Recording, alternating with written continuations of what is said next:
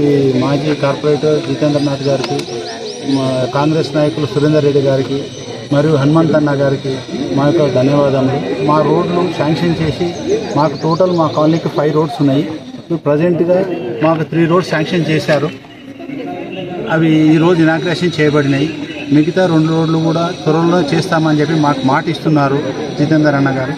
So ధన్యవాదములు, చాలా చాలా ధన్యవాదాలు. మా కాలనీ తరఫున ధన్యవాదాలు తెలియజేస్తున్నాము. మా ఎఫర్ట్స్ కంటే కూడా జితేంద్ర గారి ఎఫర్ట్స్ ఎక్కువ ఉన్నాయి ఈ రోడ్డు కోసం. మేము ఒక 5 సార్లు 6 సార్లు వెళ్ళి అడుగుంటాము.